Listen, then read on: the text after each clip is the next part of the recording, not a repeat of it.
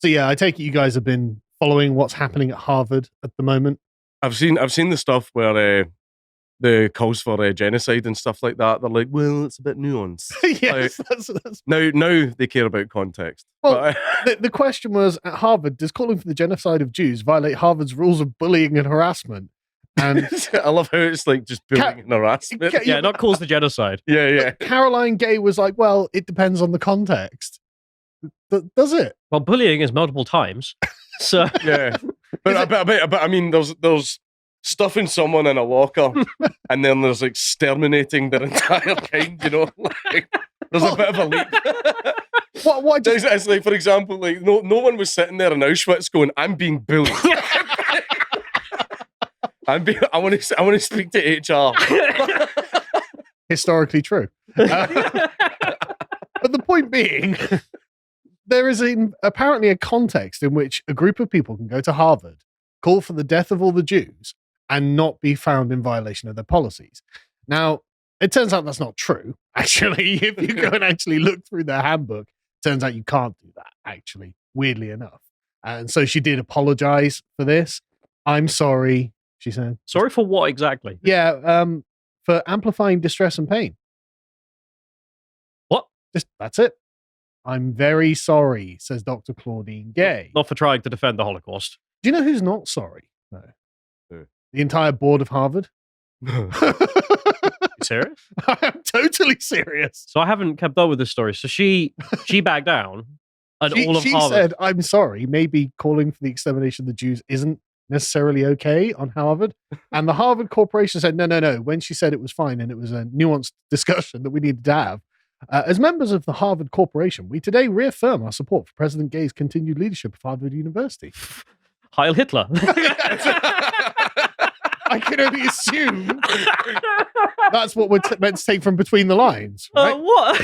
This is a really long way of saying lol based LMAO. Yes. Yes, that is precisely it. Right? Oh, God. They also mention a little bit there, with regards to her academic writings, we've become aware of allegations of plagiarism, which we'll cover in a second. But they do say, at this tumultuous and difficult time, you started the tumultuous and difficult time. Yeah. By just simply saying, no, killing all the Jews isn't okay, actually. You couldn't say it. You literally were drawn up in front of Congress like, is killing all the Jews okay? And they're like, wow. Well, you know. I mean, at Harvard. You know. But they say we unanimously stand in support of President Gay. It's like, okay, because at Harvard, we champion open discourse and academic freedom.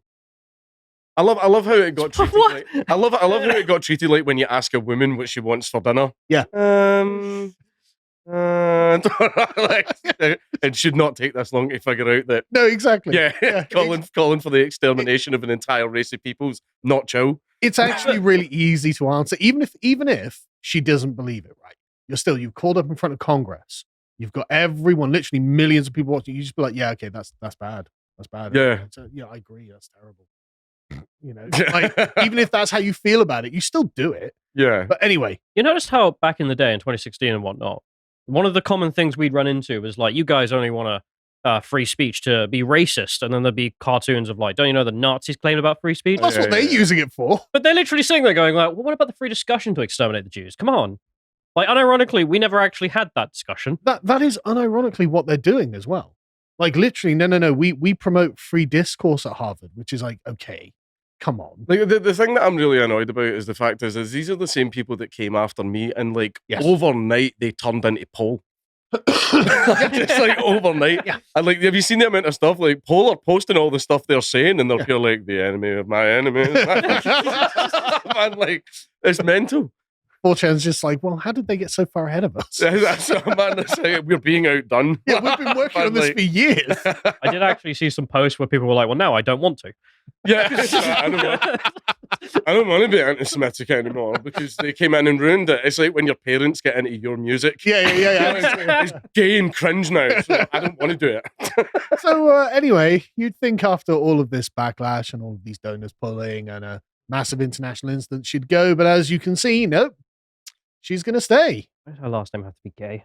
I think it's just mimetically perfect. Yeah, I mean, it can be anyone else. President Gay. Dr. Gay here to tell you about how we're going to kill the Jews. I mean, that's just... But also, she's going to remain in charge of Harvard University. Homosexuality does often end civilization, so... It's poetic.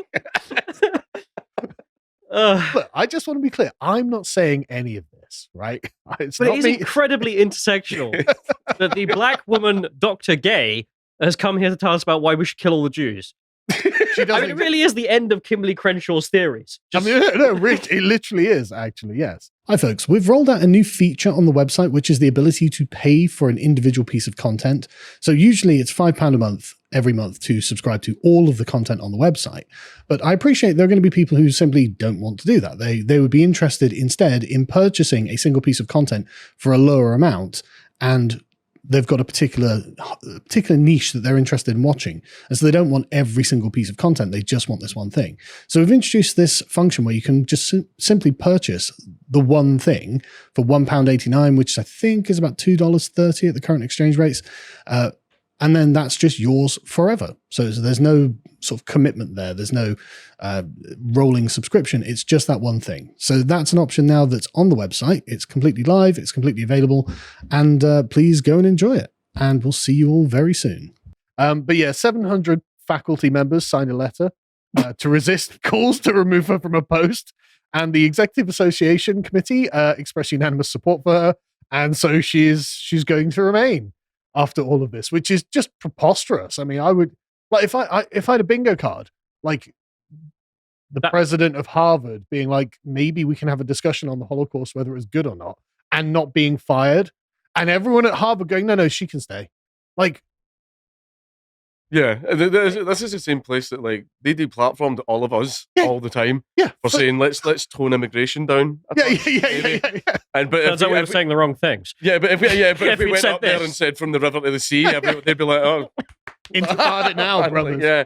But anyway, the point being, it's not. I don't like pointing out hypocrisy of the left at this point, because there's just no point. Oh, they know. Yeah, they know full well. We're just pointing out something they already know. It's way beyond though. But I want you, the viewer, to have it really rubbed in your face, because of course she will cancel other people. She will literally go out of her way 2 days later to cancel a Republican. Right? Are you kidding me? No, I'm not kidding you. Right? Literally, she's like, oh, well, the free exchange of ideas is the foundation upon which Harvard is built. 2 days later. Heil Hitler. Right? Yeah, 2 days later. She needs to sign off every statement with that. She cancels an event with 3 lawmakers, 2 Democrats and 1 Republican, because the Republican had been mildly critical of her, saying, perhaps we can have a conversation about that thing. Yeah. And so she's like, nope, that's gone. Of course. Unbelievable, isn't it? We don't talk to Republicans. You don't want the Holocaust. Which is, I think it's because most Republicans are Zionists. yes. Maybe that's why she hates them. No, I really think that's the case. Like the American Republicans are obviously hardcore Zionists. She's obviously an anti-Zionist. Yeah. And she was... Sorry, like a Labour supporter is an anti-Zionist. Somewhat, yeah. I'm trying to think of a charitable way of putting it. And so 2 days later, after being like, yeah, Harvard's all about free expression, but not for you. But also, is she a plagiarist? Well, Chris Rufo, if we can just get rid of that, please, John. Everyone's email, in case you're bored. There we go. Chris Rufo did a bit of an investigation on her and was like, she seems to have plagiarized somewhat. There's 3 examples of plagiarism. From Mein Kampf, maybe. Yeah, God only knows what she was plagiarizing from. But and then everyone started looking into it. Like, yeah, no, actually, she's copied entire paragraphs in her academic writings. This is definitely plagiarism, says a social psychologist at Rutgers University, who reviewed 10 side-by-side comparisons provided by the Free Beacon, including paragraphs from her dissertation, which received a prize from Harvard for exceptional merit. So, well, yeah, you're not going to copy something crap, are you? I'm looking forward to the, I'm looking forward to the H-Bomber guy video on that. Yeah. He's been strangely quiet on this. Yeah. But yeah, I mean, of course it's going to be good. I mean, I'm not copying something terrible. And apparently there was just more that came out, and just apparently nearly half her scholarly output, because she's only written 11 papers, but now 5 of them have been shown to be plagiarized. So it's like, okay. But it's all race communism at the bottom there as well. It is all race communism. That's correct. So serial plagiarist gets in charge of Harvard University, is like, we can have a conversation about gassing the Jews. Harvard staff all politely applaud, and that's just it. Just shut your face. too bad. You've got nothing. Oh, no.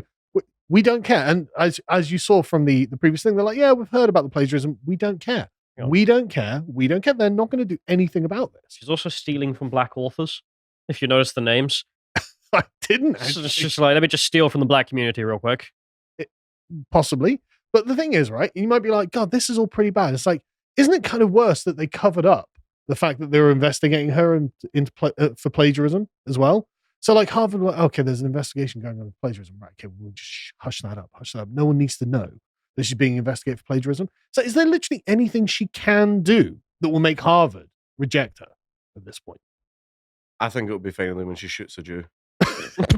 I don't know. And then again, maybe not even, you know. You say that, but, 2024 is coming, and who knows what's on that bingo card. But there have been people who have come out and defended her. I mean, did you know, of course, that you're a racist? Of course, you're a racist. All the time. Yep. Yeah. For what now? Get told for questioning her. She's a distinguished scholar, a professor with decades of high service. Well, technically not. She just copied other people's work. Osama bin Laden was a more distinguished scholar than her. The recent attacks on her leadership are nothing more than political theatrics, advancing a white supremacist agenda. Yes, the white supremacist agenda against plagiarism. Yeah. To save the Jewish and race. Holocausts. Average white supremacist agenda. Babylon B pointed out that she did give an inspiring speech. That's good. But that's not real. That's just a joke. What's not a joke is she then went to a menorah lighting. What, to shout, "We will not replace you"? I don't know. That must have been so uncomfortable. I love the fact that it is a tiki torch. She is shouting, "Jews will not replace us." Oh my God. Well, Harvard write another letter in support. Listen, man, I can't say they won't. That's the thing. Prior to now, I would have been pretty sure that if someone was equivocating on whether you could chant "Death to Jews" on Harvard campus, I'm like, no, obviously they're going to get expelled or fired or dismissed. But at this point, like, she's literally lighting a tiki torch at a menorah lighting. I don't know. I would have expected her to walk up like that Polish MP. Just blasted it.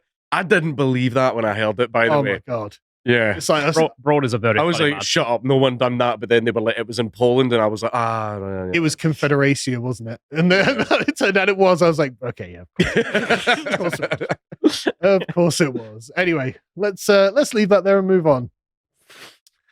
Let's have a chat about the last king of Wales.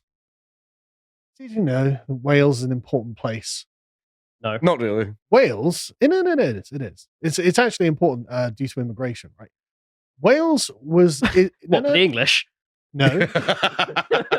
Wales was the last place in the United Kingdom that had a native ruler. Right. No, I'm not even joking. Mark Drakeford was a Welshman. Rishi Sunak's not a Welshman. Well, not an Englishman. He's an Englishman. Sadiq Khan isn't. And of course, your bosom buddy up in Scotland. A white man. But Mark Drakeford was the last one. And now he's resigned. And so guess who's in the running? Yeah. Of course that is. Why do I even need to ask that now? Have you noticed that literally everyone getting elected and everywhere is a foreigner? Apart from in Europe. Europe are doing pretty well. It's so bizarre, isn't it? Yeah. Like the entire British Isles, including Ireland, have been taken over by the Empire.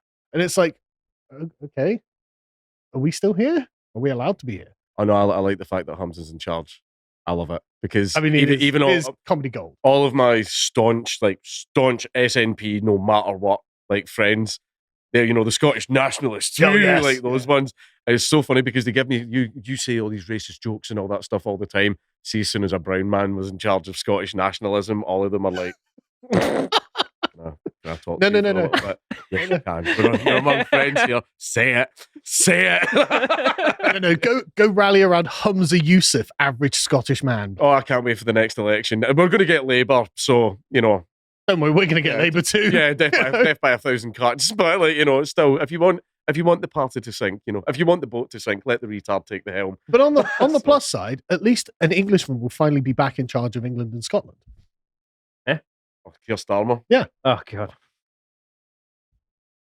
If you appreciated that episode from the podcast of the Lotus Eaters, you can go to lotuseaters.com to get access to all the premium content that's on the site, such as the Contemplation series, this episode on genes, mutants, and modern politics. If you'd like to find out what else is being put out, you can follow on Twitter at lotuseaters_com on Twitter. Thank you and goodbye.